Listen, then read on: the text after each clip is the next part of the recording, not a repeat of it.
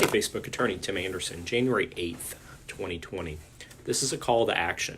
Now, many of you have been rooting us on from Facebook, but now I'm asking for your help. It's the first time I've done this, and I'm asking for you to join me with this idea. I have 3 children in the public school systems in Virginia Beach. Every day, I fear that there's going to be an incident at the school involving a firearm. I mean, if you have a kid in public school, when they get on that bus, it's there's a little thought in the back of your mind that maybe there's going to be an issue and they may not come home. Everybody has to feel that way. So I have been working on a plan of how to get reasonable reinforcement into the school systems in Virginia Beach. And I've proffered that plan to the school board, to the Virginia Beach School Board by email. And I'm going to be speaking on that on the non-agenda item on January 14th, which is next Tuesday at 6 p.m. I would love it if you would come to the Virginia Beach School Board and support my proposal. You don't have to speak. You just have to be there in support of what I'm trying to do. And here's the plan. So we have statistics that are very reasonable, that and without skewing them one way or another, that most incidents involving mass shootings end when the first resistance is sent back. So either the shooter ends his own life, or the good guy with the gun stops the incident by taking down the shooter. So the question I've been asking is are our children safer in a gun-free zone when the shooter comes in, or would they be safer if somebody in the building could respond in some type of way? Now, some of the schools in Virginia Beach have school resource officers, but there's usually only one. It's a police officer, and there's usually only one of those in the entire building. So at a high school that may have 1,000 kids, there's one school resource officer, and they could not even be on the facility. They may be at court. They may be doing something at another school. So having one school resource officer at a public school does not make that building more safe. So here's my idea. The law in Virginia says at 18.2-308.1 that it's illegal to bring firearms into schools. Okay, so that's law. Now, there's an exception to that law for law enforcement officers to do that. So, we're all fine with cops bringing guns into schools. So here's what I have proposed to the school board. There are certain people that work in every school building that might be prior military. They might, have a lot of experience with firearms. Let's recruit 5 or 6 people out of every school, every single one in Virginia Beach that wants to volunteer, and send them to a short auxiliary police academy, either through the sheriff's office or the Virginia Beach Police Department, on becoming auxiliary officers. Now, auxiliary deputies or auxiliary police officers, it's the same thing in the context of what I'm trying to do here.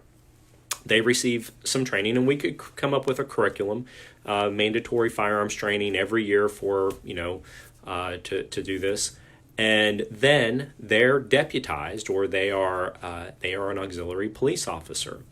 Having them as an auxiliary police officer lets them legally be able to conceal carry in the school building. Now, these people aren't going to be known to the students. They may be known to the higher administration, but these people will be armed every day.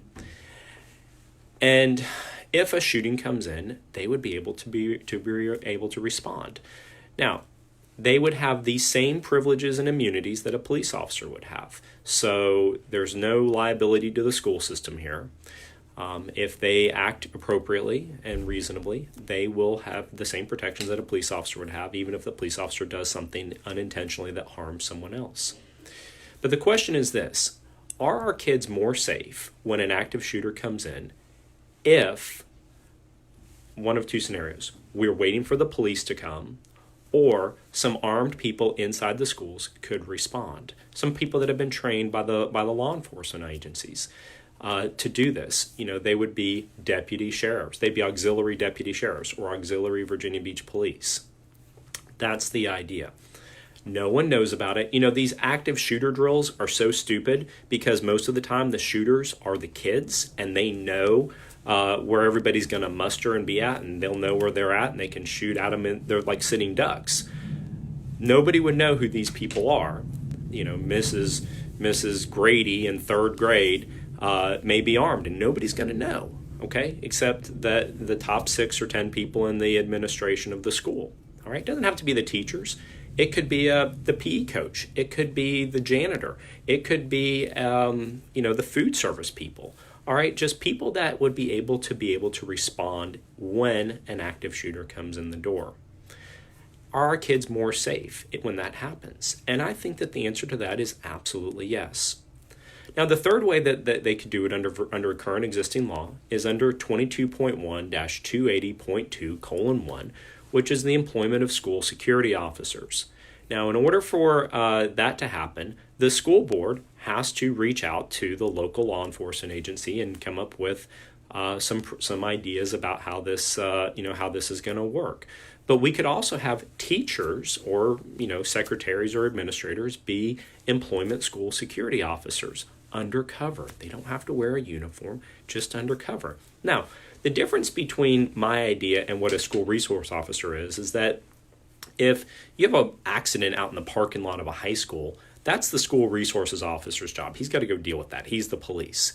But making these auxiliary officers there is for the purpose of preserving the public peace, safety, and good order, which is exactly what the code section says.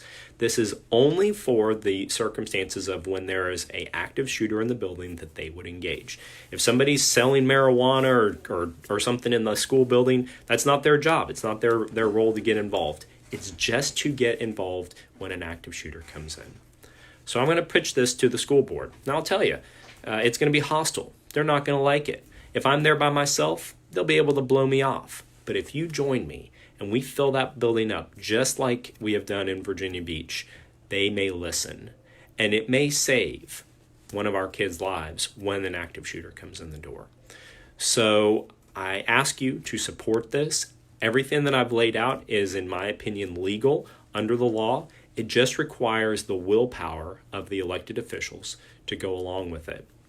And here's the best part. It doesn't cost anybody anything, okay?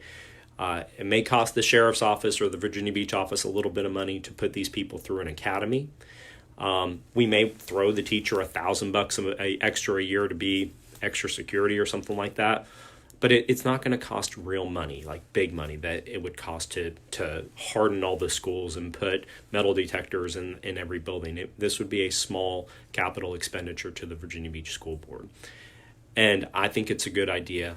I'm going to be pitching it. It is offensive here rather than defensive, which we've been playing since all of this has been happening. But I've been working on this before the elections in November, and the time has come for somebody to speak up. So gun-free zones are stupid. They're dangerous. And if you support that, please come and support me on January 14th at the Virginia Beach School Board and be in that audience with me. I would really appreciate it. A large crowd. You don't have to be from Virginia Beach. Just come. You don't have to speak. You just have to be there to support what I'm doing. If Virginia Beach would do it, it'll catch on, and it may happen in your jurisdiction if you're not in Virginia Beach. I hope that lays out the case, and I hope that all of you who have said, great job, you're amazing, thank you so much, all this stuff, I hope you will come out now and support me in this new endeavor to try to make this change. All right, guys, have a good night.